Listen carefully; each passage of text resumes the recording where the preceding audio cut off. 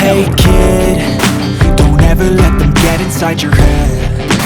They'll tell you what to do in life instead of everything you know that you could get.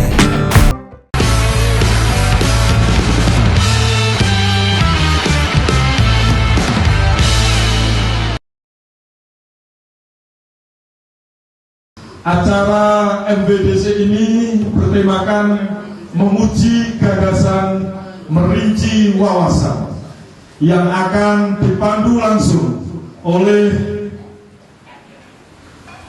moderator yang handal. Mari kita sambut moderator hebat kita, Bapak Warmito Maskar, sekaligus pimpinan redaksi dari Warta Merdeka. Berikan tepuk tangan.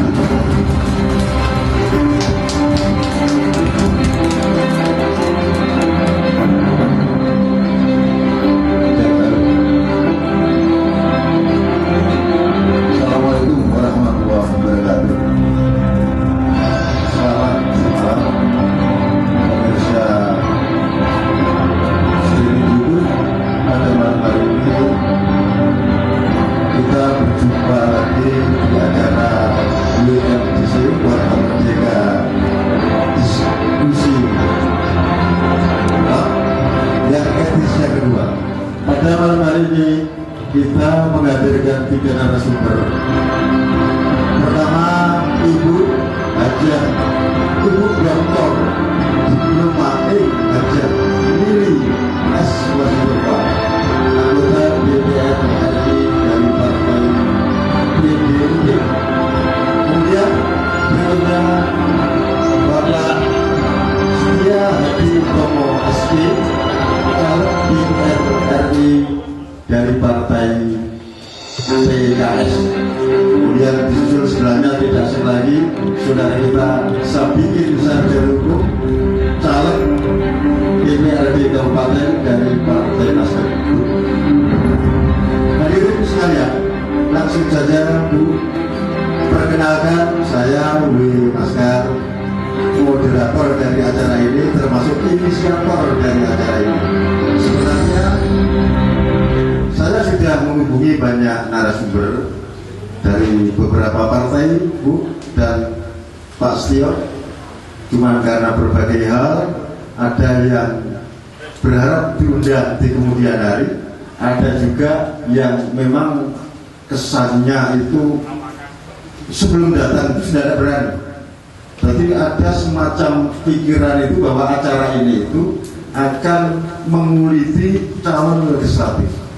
Padahal itu sebenarnya kita jaga betul, karena kita ingin bahwa acara ini itu adalah kita saling mengedukasi. Kita kembali ke tema menguji gagasan, merinci wawasan. Tentu saja saat ini saya tandaskan lagi bahwa model-model politik saat ini itu kan yang dikedepankan politik gimmick, politik pragmatis, politik kuantitatif, tapi politik gagasan itu keren. Saya ingat Niccolo Machiavelli, Pujaga Niccolo Machiavelli itu mengartikan politik dalam pengertian politik itu bukanlah praktis dan pragmatis. Politik itu bukan berbasis pada trilogi laku.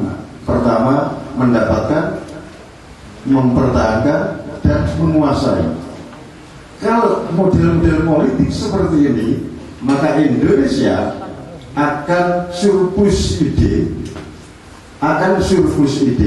tapi deposit gagasan.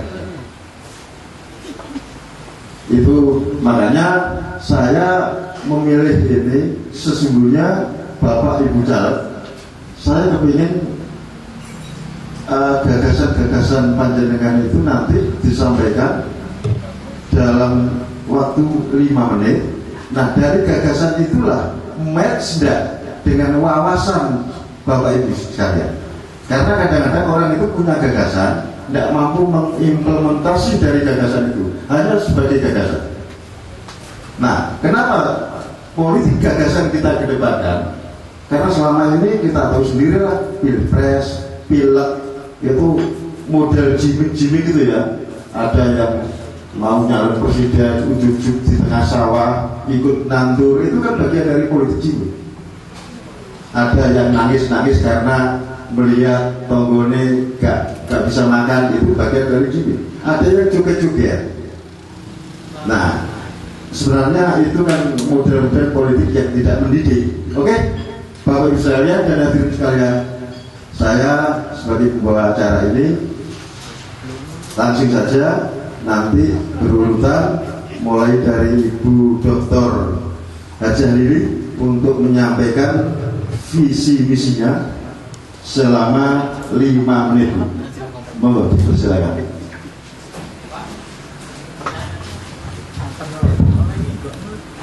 Terima kasih moderator yang luar biasa Pak Maskar untuk mengundang saya ke sini, forum yang sangat terhormat ini bagi saya, juga pada fellow Pak Suryo dan Pak Sadikin. Terima kasih kita berbagi sesi malam ini. Assalamualaikum warahmatullahi wabarakatuh. Saya Lili Wasitova, ya itu emailnya tadi Pak moderator menyampaikan. Saya tidak akan menggunakan siapa saya, tapi monggo yang tadi pribadi boleh di-scan QR-nya, itu ada latar belakang saya. Terus kembali kepada apa yang disampaikan Pak moderator tadi, saya setuju banget bahwa kita perlu lebih menggalakkan bicara tentang gagasan. Karena saya punya keyakinan yang sangat besar dan saya sangat bangga pada insan-insan Pertiwi ini. Orang-orang Indonesia ini hebat. Kalau kita masih melihat dari sudut pandang yang berbeda. Kalau untuk saya, karena saya juga sebagai backingan Ganjar Mahfud, tentu saya akan align dengan visinya beliau berdua, ya, itu menuju Indonesia unggul, gerak cepat mewujudkan negara maritim yang adil dan lestari. Saya ingin mengupas gagasan terhadap negara maritim, kemudian juga adil dan lestari. Ada banyak hal yang saya dapati dalam karir saya, bahwa pemahaman mengenai negara maritim itu belum menyeluruh dipahami secara solusi. Mungkin maritim itu bukan hanya nelayan tadi, bukan hanya kapal, bukan hanya navigasi. Namun maritim itu adalah di seluruh ekosistem yang ada. Bahwa Indonesia itu terdiri dari pulau-pulau dengan laut diantaranya yang menyatukan dan udara yang menaungi. Itu penting pemahaman mengenai negara kesatuan Republik Indonesia kita. Kalau kita mau bicara adil dan lestari, maka kita perlu adil dan lestari terhadap ketiga aspek. Nah, siapa yang melakukan? Maka saya melihat bahwa utamanya adalah sumber daya manusia yang maritime oriented, ya, berorientasi maritim, dengan membawa bekal bahwa maritim itu inklusif seluruhnya, ya, bukan hanya laut, bukan hanya ikan gitu, tapi ekosistem. Salah satu contoh yang banyak orang tidak tahu bahwa perubahan iklim dunia ini saat ini terimbas, ya, terjadi kenaikan suhu global itu hampir 1 derajat per tahun. Tahu nggak bahwa wilayah yang bisa meredam kenaikan suhu global itu adanya di segitiga emas di daerah Papua sampai Laut Aru. Itu adalah konservasi iklim dunia, karena 80% habitat laut ada di situ. Itu maritim. Apa yang kita ketahui tentang itu? Itu yang perlu kita gali bersama. bagaimana kita meningkatkan kemaslahatan dengan hal tersebut. Kebetulan latar belakang saya aerospace engineer, yang mana kami dalam menciptakan solusi di bidang kedirgantaraan dan ruang angkasa selalu akan berlandaskan pada maritim, pada laut. Itu. Yang kemudian yang kedua, yang paling penting yaitu pemberdayaan wanita dan UKM. Pemberdayaan wanita di sini, terutama untuk daerah pesisir, adalah satu hal yang tidak masuk dalam akal saya terjadi stunting di daerah pesisir, di mana kita punya protein melimpah ruah. Nah, ini perlu kita kawal supaya generasi kita berikut ini akan menjadi generasi-generasi tangguh, menjadi insan Indonesia yang mandiri, mumpuni. Tentunya nanti digital dan lain sebagainya itu sebagai pendukung. Mungkin begitu Pak untuk saat ini. Terima kasih. Assalamualaikum warahmatullahi wabarakatuh. Langsung kita teruskan ke Pak Setio Hadi. Terima kasih kepada Bapak Moderator yang sangat-sangat bisa memperakarsai, bisa menjadikan acara seperti malam ini. Sebetulnya acara ini cukup menarik Pak. Yaitu tadi yang dijelaskan di awal oleh moderator cukup beralasan juga. Dan saya mohon maaf undangan yang pertama kami tidak bisa hadir karena ada sesuatu yang tidak bisa kami tinggalkan, dan ini tadi sudah mohon maaf sangat terlambat. Sebelumnya saya ucapkan Assalamualaikum warahmatullahi wabarakatuh. Waalaikumsalam. Pertama-tama marilah kita panjatkan puji syukur kehadirat Allah SWT, yang mana pada kesempatan yang berbahagia ini kita masih diberikan kesehatan jasmani dan rohani, sehingga kita dapat berkumpul pada acara yang sangat bahagia, sangat mulia dan sangat berbobot ini dalam menguji gagasan dan merinci wawasan. Yang kedua kalinya, semoga sholawat serta salam tetap tercurah pada junjungan Nabi besar Muhammad SAW. Bapak Ibu yang kami hormati, perkenalkan nama saya Setia Hadi Utomo. Jadi di undangan tadi saya juga pengen minta pertanggungjawaban panitia. Bancaannya harus ada ini ya. Ya. Karena Hadi jadi Hudi. Oh gitu. Kalau maknanya juga mungkin hampir sama. Tapi ya itu tadi, nanti kasihan Bapak Ibu saya nyari saya nanti bingung. Ya. Bu Lili juga gitu, tadi juga sempat komplain. Nah ini mudah-mudahan di belakang hari tidak terjadi seperti ini, karena yang tercetak di dalam surat suara bukan Hudi tapi Hadi. Ya. Nanti kasihan yang mau milih saya Pak. Ya. Terima kasih. Di sini untuk gagasan yang kami akan kami buat atau kami laksanakan, dan ini sudah kami laksanakan dari kecamatan di Pantura ini. Kami sudah bersosialisasi kepada khususnya kelompok tani. Kami akan membawa adalah bagaimana meningkatkan pendapatan petani, petambak dan UMKM. Itu merupakan tugas yang harus saya emban dan saya sukseskan apabila ya mudah-mudahan di malam hari ini dari undangan Pak Moderator, Pak Mas ini itu semuanya memberikan dukungan kepada kami yang hadir di depan ini bisa menjadi betul-betul menjadi anggota DPR RI untuk kami berdua dan di DPR Kabupaten Lamongan. Ya, mudah-mudahan semuanya dicapai Allah. Nah, gagasan untuk meningkatkan pendapatan petani, petambak dan UMKM karena dasar potensi wilayah Pak. Potensi wilayah di Kabupaten Gresik dan Lamongan itu adalah potensi pertanian maupun potensi perikanan. Dan Dan tidak kalah menariknya, UMKM di Gresik dan Lamongan ini juga sungguh-sungguh sangat membludak, terutama warung kopi. Nah itu UMKM yang tidak lekang oleh waktu dan tidak kena badai apapun di dalam kondisi apapun masih tetap eksis. UMKM kita ini memang cukup tangguh. Nah, apa yang menjadi agendanya dengan Gresik yang 39.000 kurang lebihnya untuk areal sawah, areal pertanian, tanaman pangan, serta Lamongan yang sekitar 150.000 hektar yang merupakan lumbung pangan Jawa Timur, yang menjadikan luas lahan Lamongan ini terbesar nomor 4 di Jawa Timur.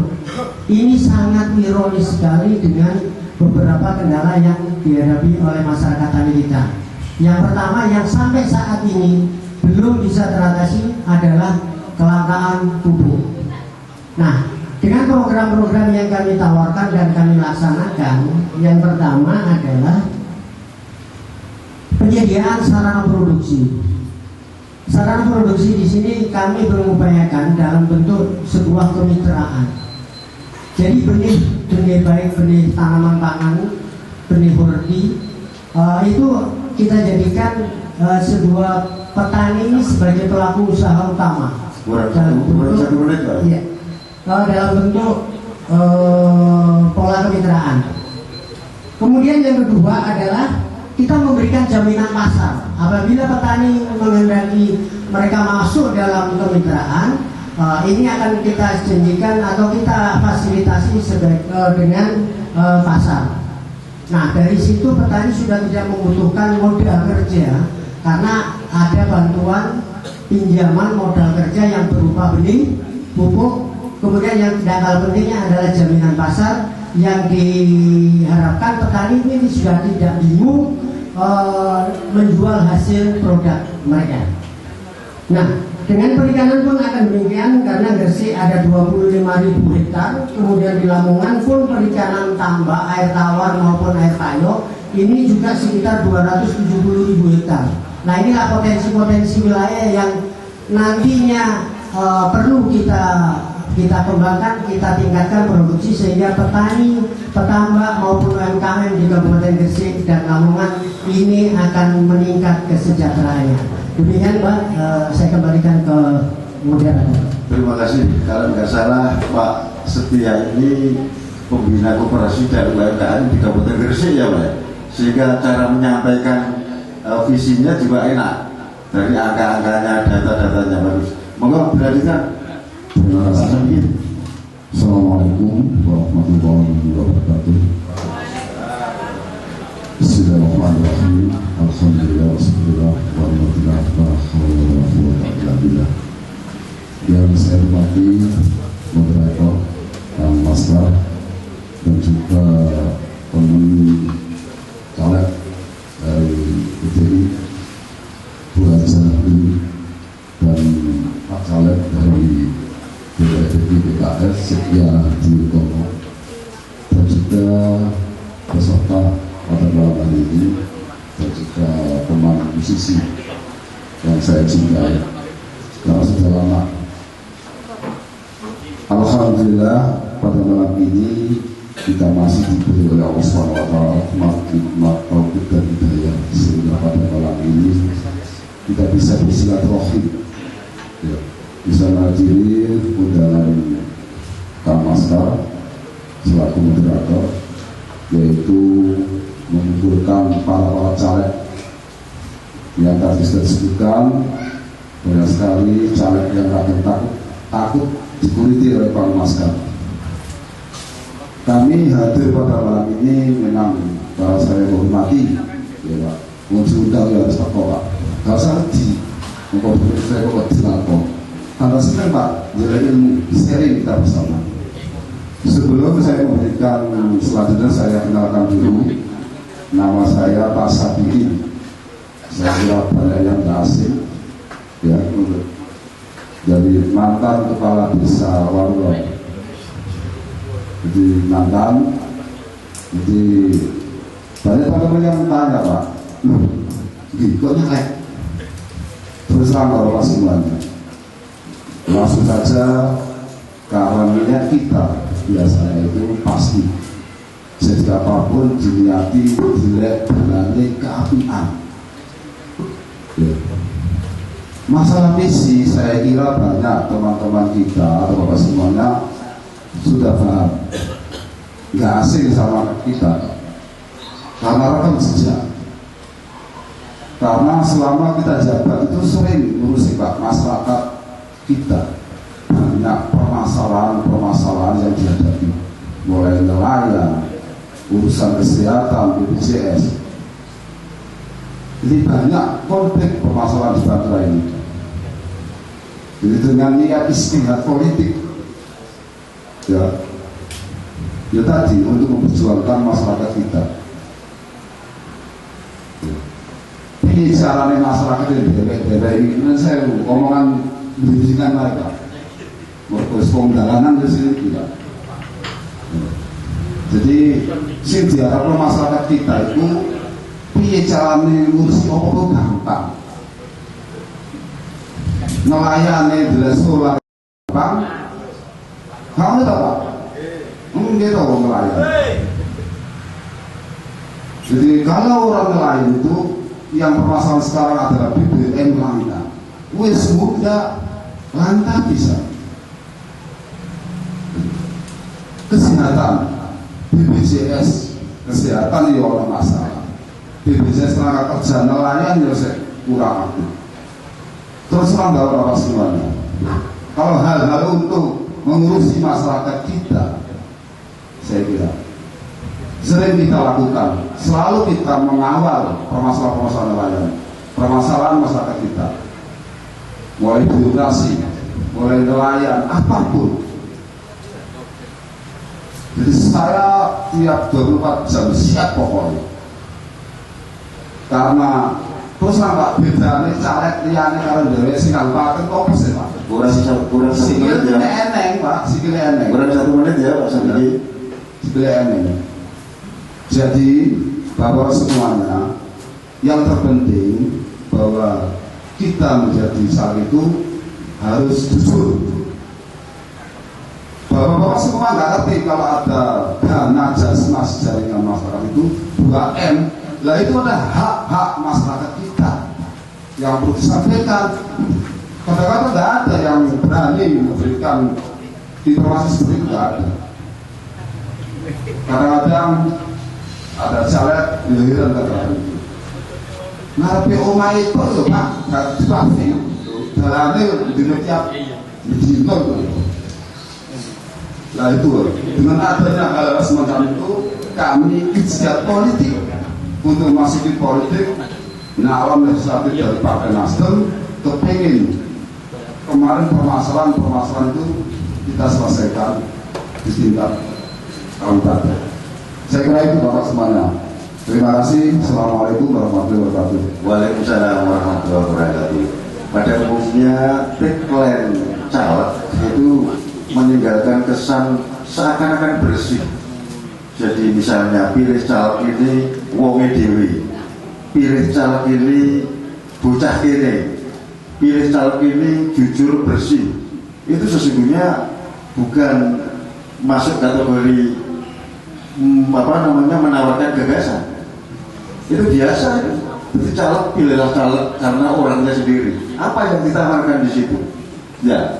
Jadi sebenarnya politik membranding diri sendiri itu selalu begitu. Tidak mau di-branding lewat gagasan. Nah, disinilah pentingnya saya hadirkan. Perlu diketahui Ibu Lili dan Pak Setia, acara ini itu begini. Saya sebentar ya, menyampaikan itu. Sebenarnya gagasan ini spontan.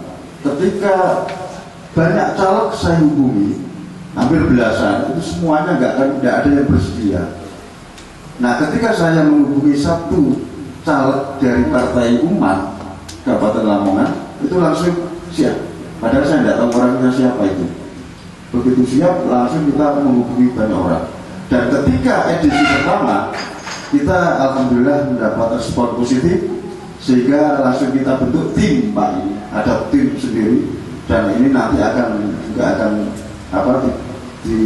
terlembagakan secara hukum dan akan berlanjut terus seperti ILC-nya Bang Karni Ilyas. Itu kepinginnya seperti itu, termasuk saya sudah kontak-kontak, ini ada yang dari staf khusus kementerian juga siap jadi narasumber. Tadi sore Bang Viva Yoga juga bersedia, tapi tidak harus hadir, bisa lewat Zoom. Nah, dari beberapa pejabat termasuk ada bintang 2 itu siap. Tuh, ini berarti kan responnya luar biasa. Itu Bu. Mungkin pertanyaannya, ya acara ini di backup oleh siapa dananya? Terserah. Ini kita nekat ya.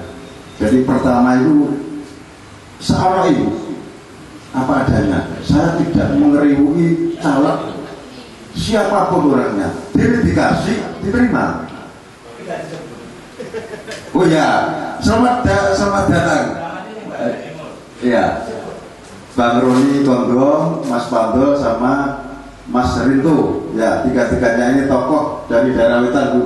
Mudah-mudahan Sumber milih di antara yang hadir ini. Nah, jadi itu kronologisnya Bu. Saya tidak pernah meminta atau mengajukan dana dari caleg di strata manapun, kabupaten misalnya atau DPR RI atau provinsi, tidak pernah sama sekali. Jadi kita sudah sepakat sama kawan-kawan, jadi ada yang ngasih yang monggo berhubungan dengan Pak Ribut Budiono. Itu kawan dekatnya Mas Rinto kalau tidak salah. Oke, hadirin sekalian, acara ini biar hidup, maka saya buka sesi yang pertama ini untuk menyampaikan pertanyaan. Nanti tentu saja karena levelnya beda, pertanyaannya ini nanti ditujukan kepada siapa. Karena tidak mungkin pertanyaan yang ditujukan ke calon senator DPR RI akan dijawab oleh senator kabupaten. Tidak mungkin itu. Sehingga nanti pertanyaan itu langsung untuk Bapak siapa, untuk caleg siapa. Oh, nah ini ya petugas bagian ini satu lagi. Oke, petugas bagian. Perlu diketahui juga Bu, bahwa acara ini itu akan disiarkan di YouTube dan berbagai medsos, termasuk di media online. Cuman untuk edisi kedua ini nanti siaran tunda. Nah, edisi ketiganya siaran langsung karena kita sudah siap termasuk monitor untuk narasumber yang dari jauh.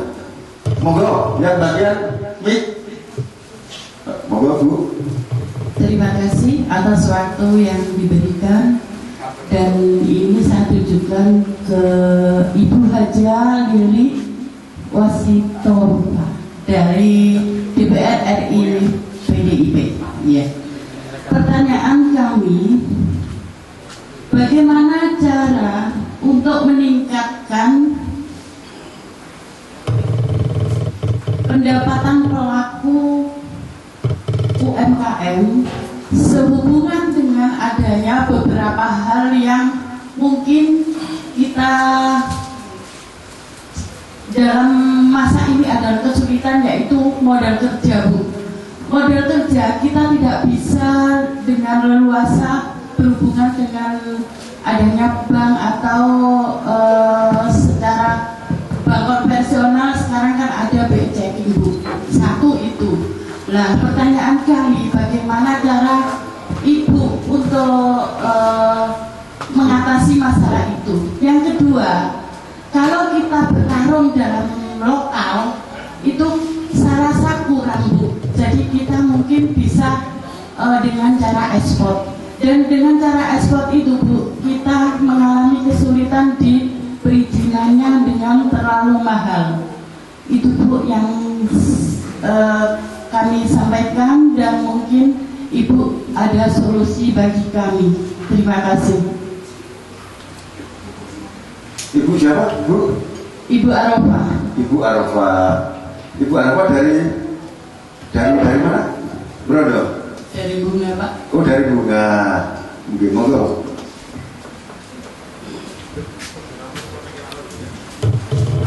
Assalamualaikum warahmatullahi wabarakatuh. Saya Inung dari Sukabumi, Pak Moderator. Mau bertanya kepada Pak Setio Hadi Utomo, betul Pak Hadi ya? Ya. Itu terkait PP 7070 dari Kementerian itu masih berlaku bahwasanya PT Petrokimia adalah penyangga pupuk di Jawa Timur. Artinya adalah pupuk apapun yang dibutuhkan oleh petani tidak boleh langka. Apa yang akan Bapak dilakukan untuk mengatasi hal tersebut? Dan yang kedua, yang bikin ribet peredaran pupuk adalah satu macam pupuk, harganya dua. Apapun barang yang sama, kalau harganya dua pasti kisruh di pasar. Ada harga subsidi dan ada harga non subsidi. Mohon ditanggapi secara real gitu. Dan upaya yang dilakukan dari koperasi juga itu bullshit semua saya kira gitu.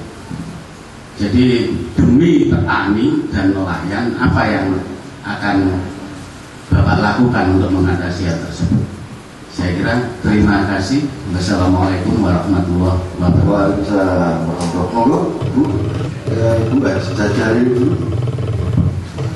Terima kasih. Sebelum saya ke Ibu Arfa, saya ingin mengomentari sedikit terhadap upaya dan apresiasi tentunya, karena apa yang Bapak lakukan ini adalah bagian dari pendidikan politik terhadap masyarakat luas, di mana kita memang diharapkan bicara gagasan, bicara ide, dan tentunya mengajak masyarakat semua untuk partisipasi aktif menjaga dan membangun NKRI.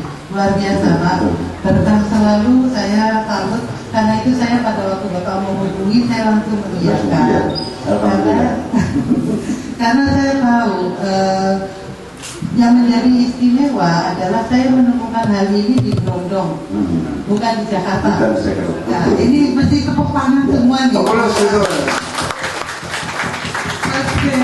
baik. Terima kasih. Saya kembali ke pertanyaan Ibu Arfa tadi. Terima kasih pertanyaannya.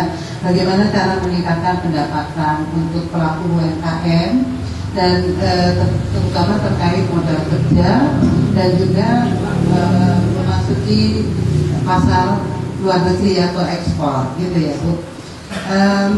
Alhamdulillah kemarin saya bikin workshop di sini di Lamongan Bu, sebenarnya dengan mengundang pakar dari Kementerian Koperasi dan UKM yang memberikan gambaran secara menyeluruh mengenai A sampai Z, dari mulai administrasi UKM, dari mulai regulasi UKM, dari mulai persiapan produk UKM, dari mulai sertifikasi dan standarisasi kualitas produk sampai pembiayaan, dan di ujungnya koperasi.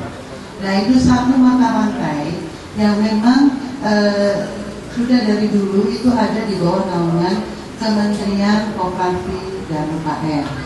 Hanya saja memang hal ini saya dapati karena saya keluarga, saya banyak ketemu sama pegiat-pegiat. Apa sih masalah yang paling mendasar? Sama seperti kegelisahan Ibu.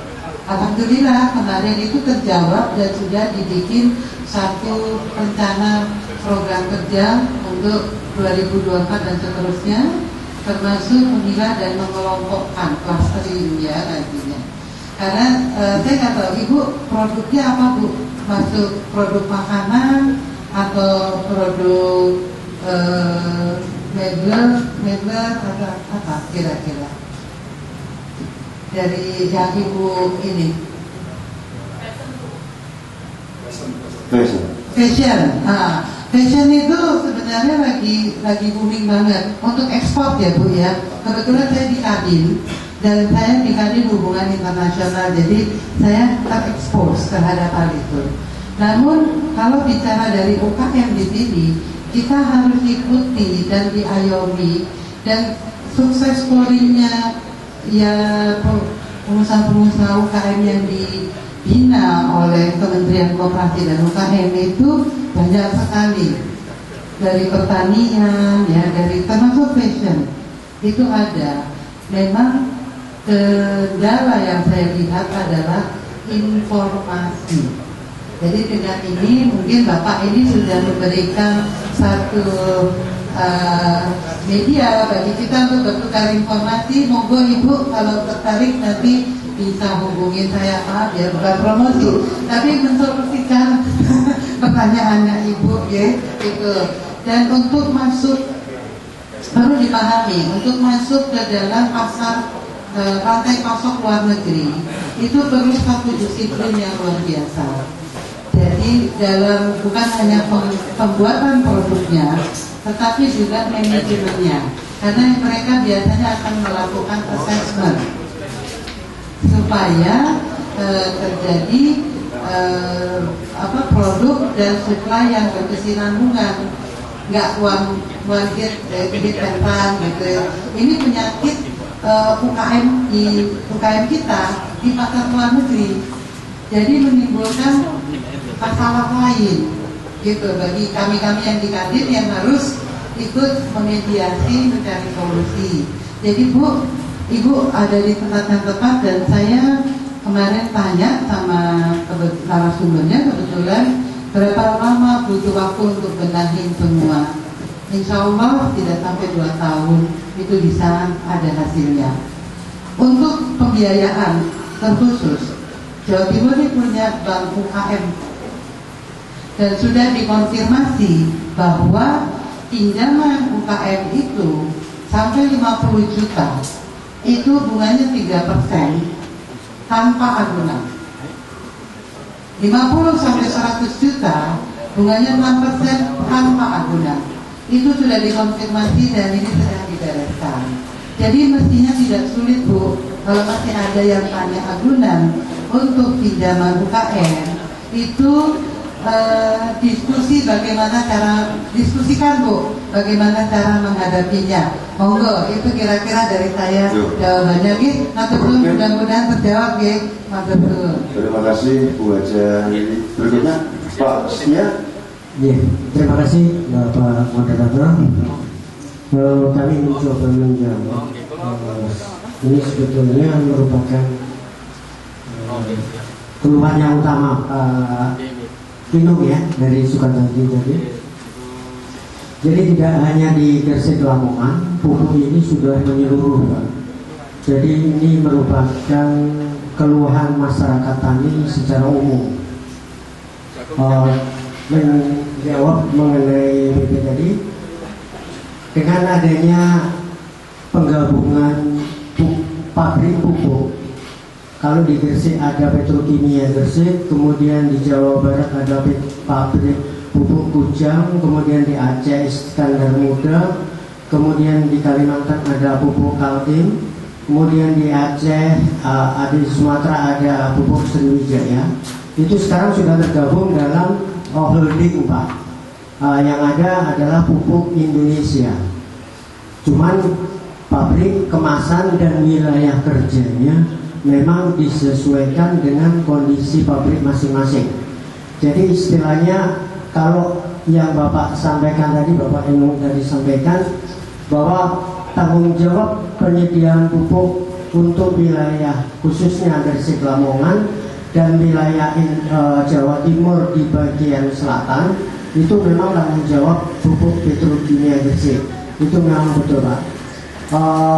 Tapi dengan adanya pupuk Indonesia itu rantai distribusinya pupuk Petrokimia Gresik tidak boleh menyalurkan secara langsung kepada petani, tapi di situ ada badan ataupun wadah lagi yaitu pupuk Indonesia Niaga. Nah, pupuk Indonesia Niaga inilah yang menjadi penyalur ataupun yang menjual istilahnya dari pupuk Indonesia. Tapi pupuknya tergantung dari kebiasaan petani, mau pakai pupuk petrokimia, mau pakai pupuk pusri atau PKT. Itu pupuk Indonesia yang bertanggung jawab untuk menyalurkan. Kemudian untuk subsidi dan non subsidi ini memang jadi memang sepintas memang ada dua barang pupuk, tapi sebetulnya beda, Pak. Sangat-sangat beda. Pertama yang perlu kami sampaikan di sini adalah subsidi yang diberikan kepada Jawa Timur. Saya sedikit lebih luas.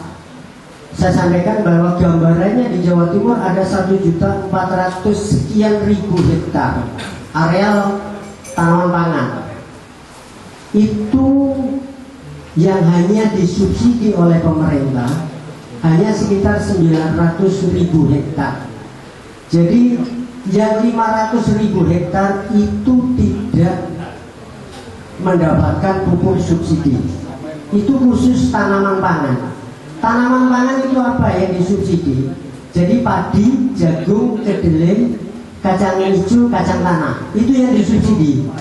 Bagaimana kalau nandur suwak, nandur ketela, nandur itu tidak dapat subsidi. Nah, yang memperparah lagi keberadaan pupuk subsidi di masyarakat, kita juga tidak bisa menyalahkan dari beberapa pihak manapun.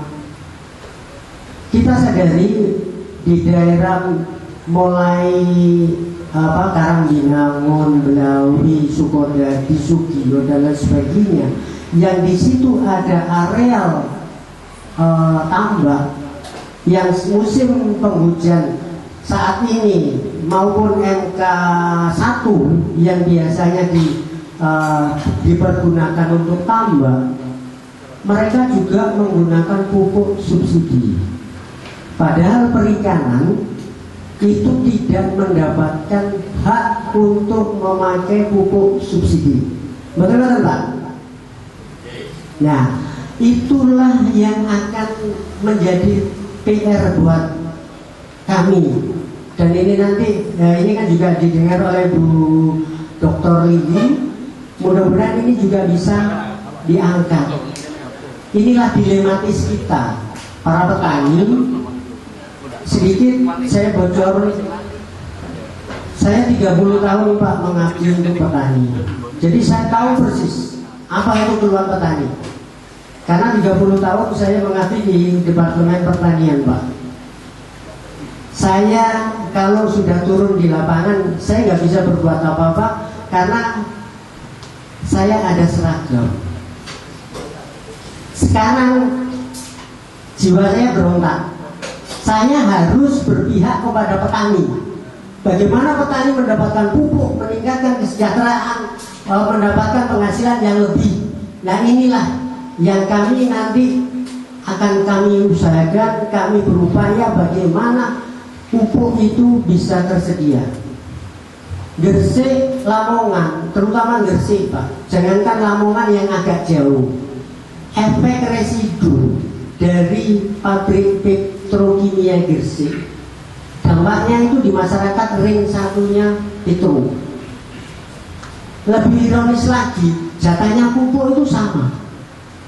Nah, inilah kompensasi sosial untuk masyarakat Gresik tidak ada. Sama, Pak. Nah, kemudian dengan harga non subsidi, kalau boleh saya katakan, kita kasih gambaran yang sederhana saja. Kalau kita mau membuat minuman, membuat teh, ya, boleh nanti dianalisa. Karena ini dari beberapa petani yang sudah sering menggunakan, terutama di daerahnya Bu Dr. Lili, di daerah Bojonegoro, yang di Ngerau, itu lebih suka pupuk non subsidi. Mereka sudah tidak memperhatikan berapa harga non subsidi, walaupun kenyataannya 3 kali 4 lebih dari pupuk subsidi. Mereka tahu persis Kalau saya menggunakan pupuk subsidi, daunnya jagung kami seperti ini, Pak. Tapi kalau saya menggunakan pupuk non subsidi, daunnya seperti ini, produksinya akan meningkat. Itu bahasa petani Ngerawu yang notabene asli beliau. Dan ini kami ada kerjasama di sana, ada 1.008 hektar di daerah Ngerawu itu.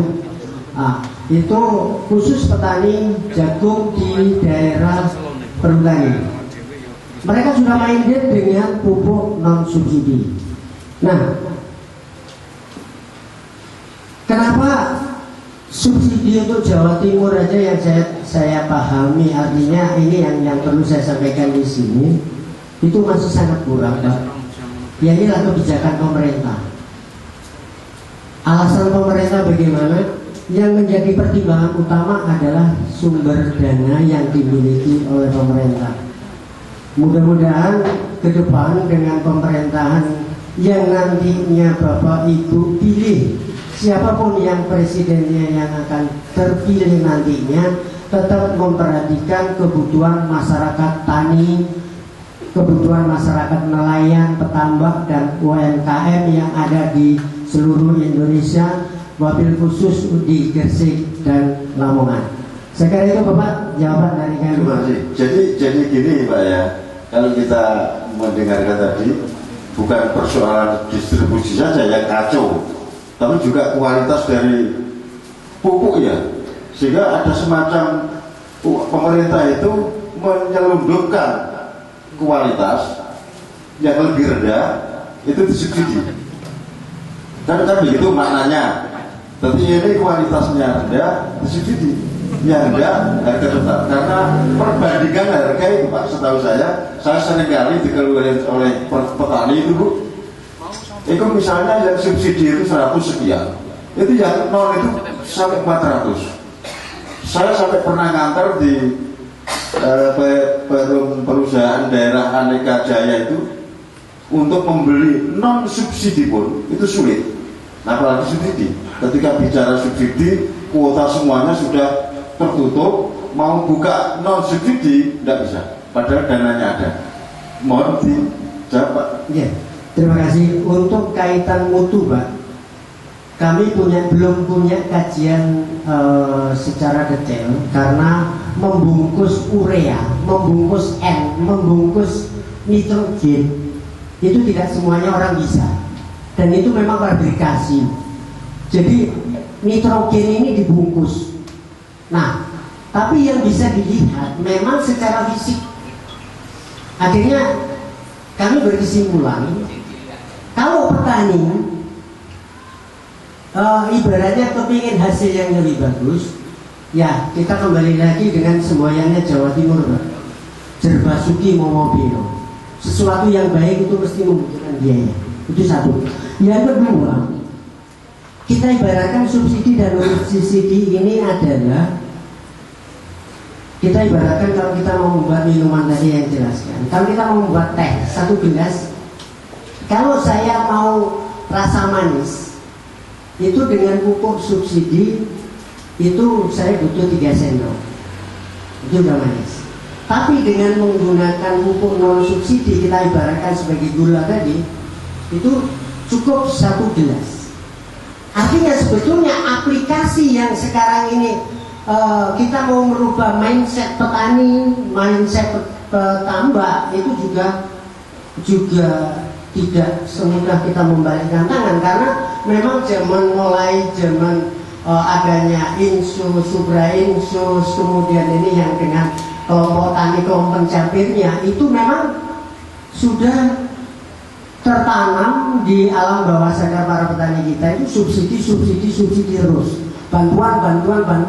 Nah, kasihan kalau bantuan terus, berarti banyonyanya kalah ini, karena bantuan terus ya.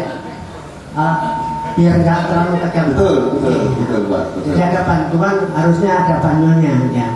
Nah, itulah perbandingannya. Nah, saya tidak tahu untuk diri saya kenapa saya ditunjuk. Sebetulnya kemitraan jagung Pak yang kami bawa Saya ditunjuk sebagai Ketua Kemitraan Jagung untuk wilayah Gresik, Lamongan, Bojonegoro, Tuban sampai dengan Blora. Jadi lepas dari dapil saya sebetulnya. Saya Ketua Tim Kemitraan Jagung dan saya ditunjuk untuk menyalurkan dalam tanda kutip selama itu kemitraan dengan Pak Hadi, pupuk non subsidi akan kami berikan. Jadi kalau kita nggak bisa ya Pak ya, jadi kita nggak bisa menggebiangi. Tadi itu tadi kasuistis, mungkin lewat pintunya beda. Harapannya ada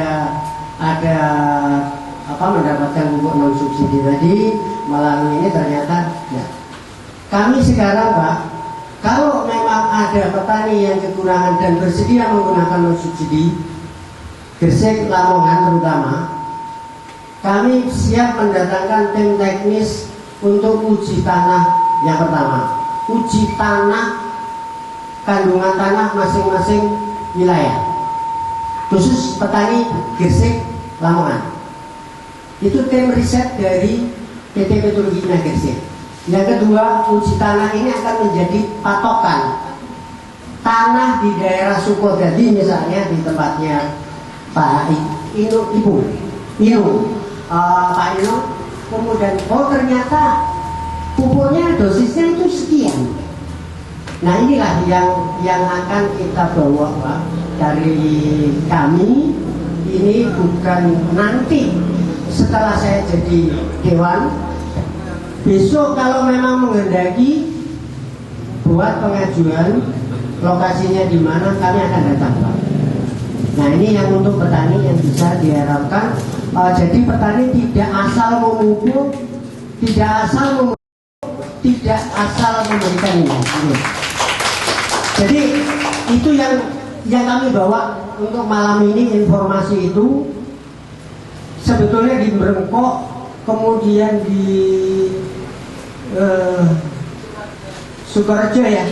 Ini sama kalau daerah sini ini khusus di Dapil 5 Bapak. Kami sudah banyak bersosialisasi mengenai program kami. Kemudian untuk di Gresik itu kami ada ya karena wilayah kerja kami yang lama Pak. Jadi kami sudah banyak spot-spot yang akan jadi program ke depan kami ada beberapa yang bisa kami laksanakan. Jadi tidak menunggu saya dilantik jadi DPR, tapi kami sudah melakukan kegiatan itu di masyarakat tani di Gresik dan Lamongan. Saya kira itu Bapak. Terima kasih. Untuk itu jadi Pak Setia ini sudah melakukan hal nyata sebelum dilantik jadi anggota DPR. Mohon hadirin untuk close untuk Pak Setiadi.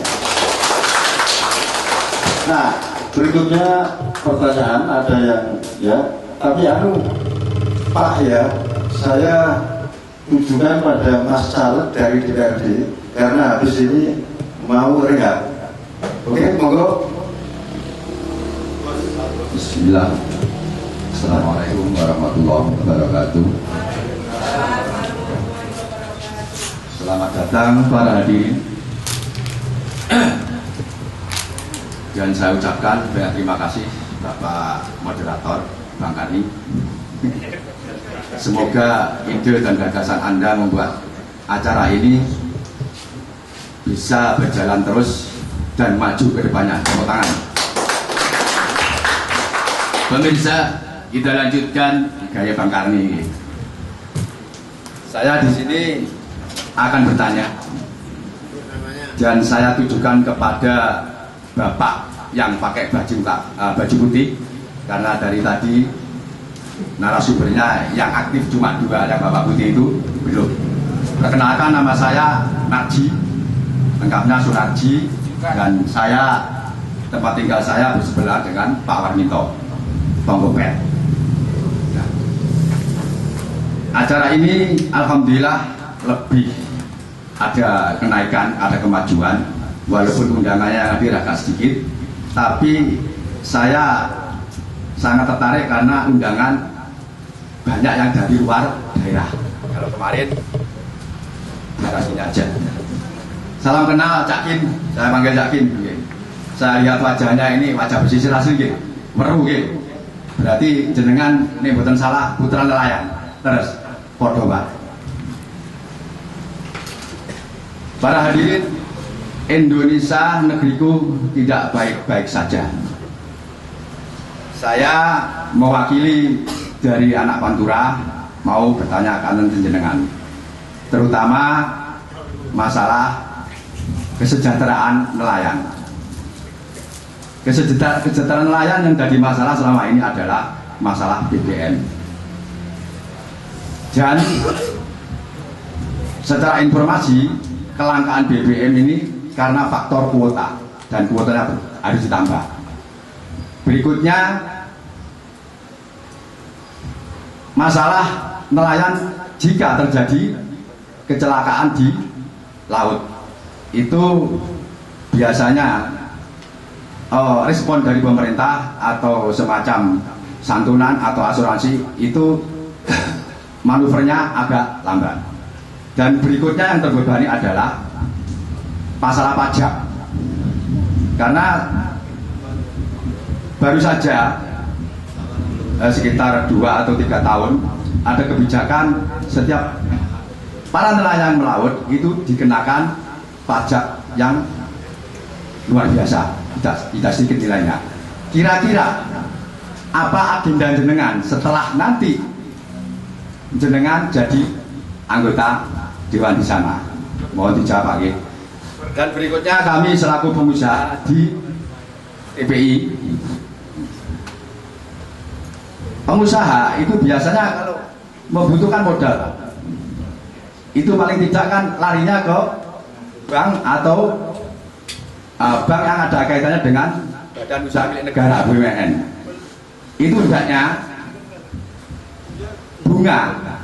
bunga yang untuk para pengusaha itu dilunakkan.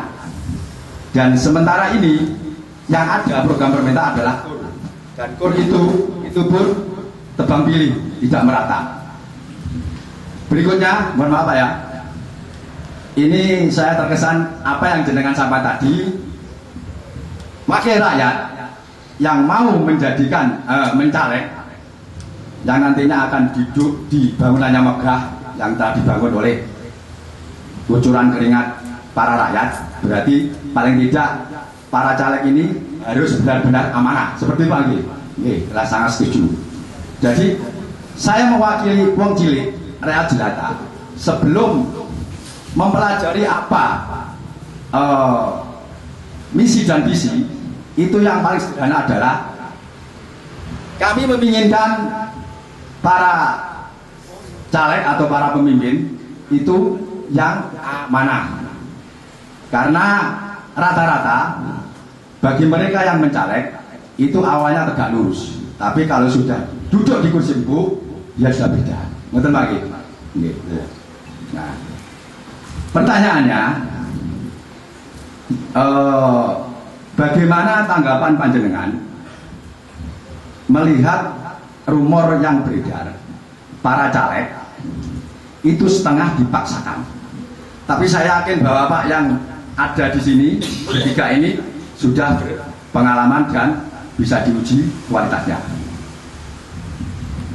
Dengan alasan dipaksakan, itu yang terjadi adalah ada sistem money politik, dan itu dilakukan secara diam-diam. Pertanyaannya, apabila panjenengan menjumpai yang masih menggunakan praktek money politik, itu seperti apa? Apakah jenengan diam saja?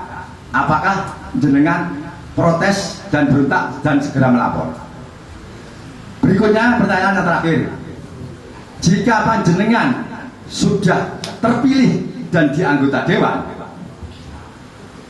dan duduk di komisi Anda dengan program kerja jenengan, otomatis jenengan akan dilibatkan dengan kucuran dana dari pusat. dan dananya tidak sedikit, sangat fantastis. Seperti yang jenengan sampaikan tadi, 2M gitu.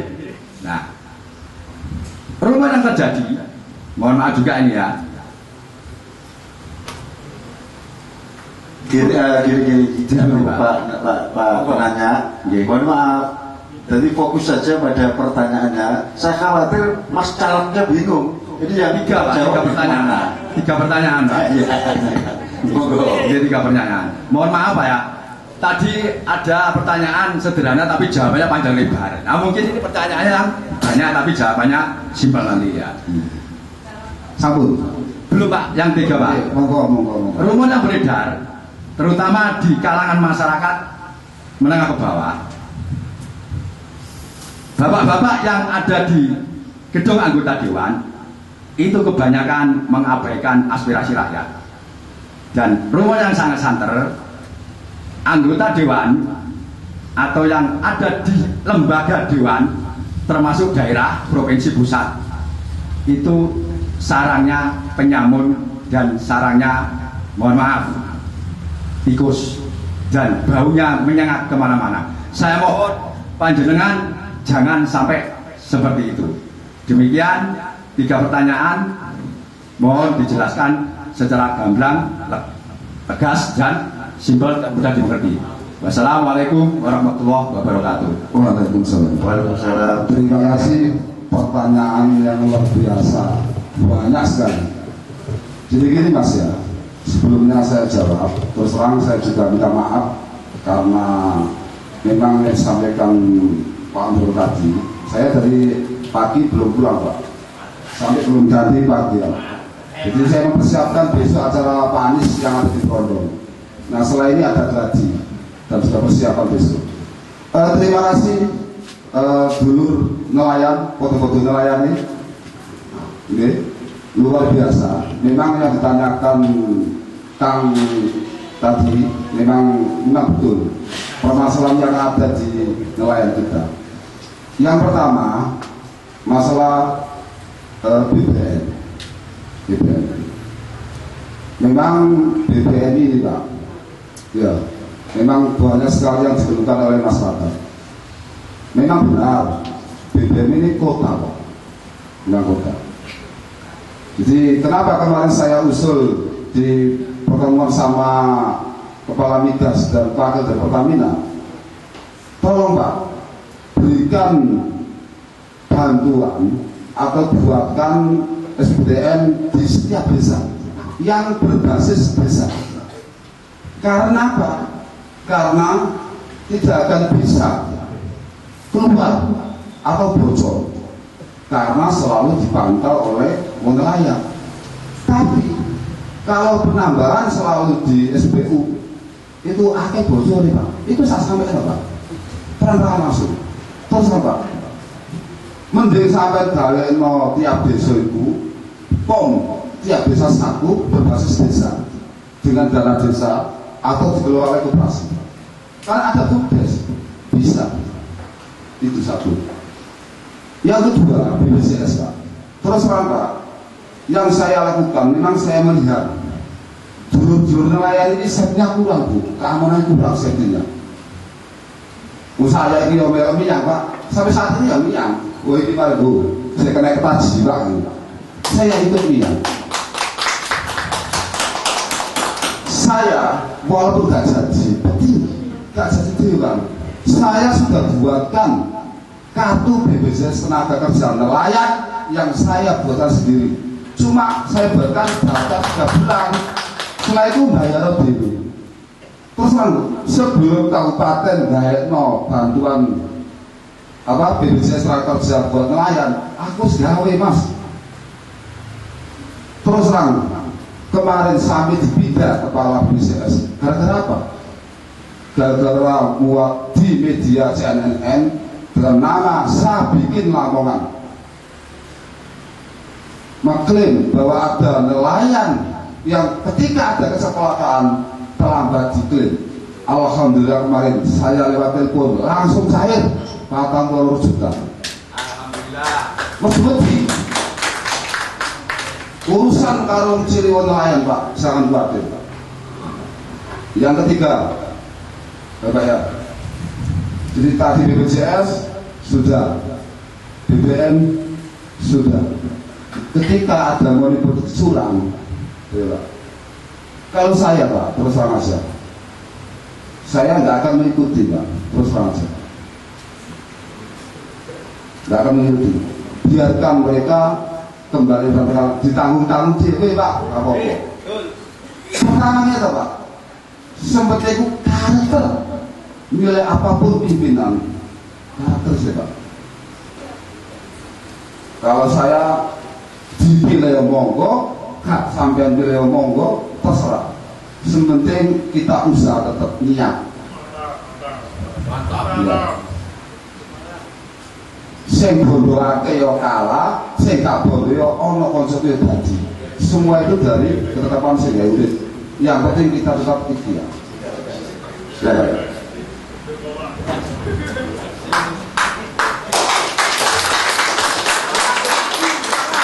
Sampai lari, kamu benar itu Mas. Sudah.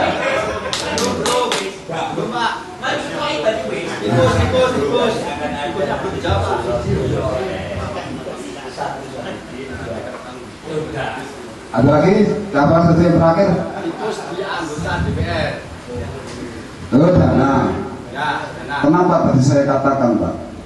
Sajane Pak, sajane jejer mau DPR dilamongan ngono Pak. Jejer karo DPR RI Pak. Udah. Sajane mau dilamongan wali tanding Pak. Ini aku jujur Pak. Mergo iki wis senir-senir kula niki. Jadi mending DPR apa dilamongane karuan tanding. Jadi gini Pak. Sudah layak kita. Saya semangat ya Mas. Ada yang terakhir Mas. Kita sudah lihat, gini Mas. Yang tadi saya katakan 2 menit itu gini. Kenapa selama ini nggak ada DPR yang jujur? Itu kan ada hak masyarakat. Itu harus disampaikan. Kadang-kadang reses yang bekerjasama dengan pemerintah sudah dibayari DPR. Bohong Pak, bayar ke pemerintah itu. Orang kalau sakunya diri. Hal-hal seperti itu aja loh. Perlu kita jujur. Ketika ada dana aspirasi 2 miliar, ya kan, wong jenenge wong dadi DPR Pak. Wis dikeki jatah 2 miliar. Kali itu kawan, iki lho, tangi kon nelayan sakmene. Loh. Tapi kenapa? Kadang-kadang saya itu juga heran Pak. Kenapa saya melakukan ini? Menurut saya ini pernah jadi kepala desa. Kadang DPR Musrembang kecamatan saya nggak ikut. Bayangkan diundang Musrembang kecamatan nggak ikut. Padahal itu untuk mengawal program kerja desa-desa semua seluruh kecamatan yang dibawa ke kabupaten. Tapi nggak takut.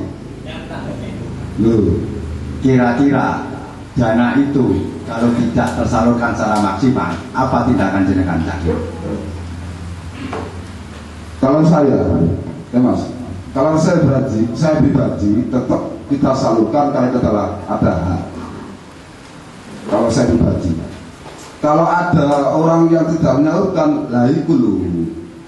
Sing sampean sing dukung toh, itu dikawal, ojo kawal dari sini toh. Ketika ada kekeliruan apapun, kok dadi wong Pak, mari dadi, ojo tinggal Anda, dikawal sampai mati. Atau bisa minta program pemberdayaan yang bisa dikembangkan oleh sampean-sampean itu. Maka itu, oh begini juga Pak. Perhatikan Pak, potensi radikal karena tidak keadilan, tidak adil radikal mulai Pak. Pak mulai Pak. Dulu saya Pak memang ini loh Pak, mau nelayan. Ini bukan pun tuh. Memang nelayan bahasa di sini. Mereka oposisi tamu nih, kenyataannya ya kau yang bodoh. Ya terima kasih Mas ya. Salam sebulan, ngopi bareng Bu. Terima kasih. Jadi yang disampaikan oleh Mas Narji itu kan mungkin Mas Narji itu pernah baca tulisannya kita cross check yang menilai politisi itu membangun jembatan tapi tidak ada sungainya. Nah, ibu-ibu dan bapak ini bangun jembatan, sungainya sudah ada, termasuk Pak Setia tadi. Gak usah nunggu dari caleg. Kalau ada petani mau mengajukan tes tanahnya besok bisa. Termasuk Bu Haja juga, termasuk Pak Sabikin. Belum jadi caleg, sudah bekerja. Nah, ini setelah ini, Bu, hadirin sekalian, kita rehat sejenak karena akan dihibur oleh siapa ini, Kukuh Entertainment. Nah, sebelum itu saya ada kata bijak, politisi itu tidak pernah percaya atas ucapannya sendiri. Mereka justru terkejut bila rakyat mempercayainya. Charles de Gaulle. Monggo Kukuh Entertainment.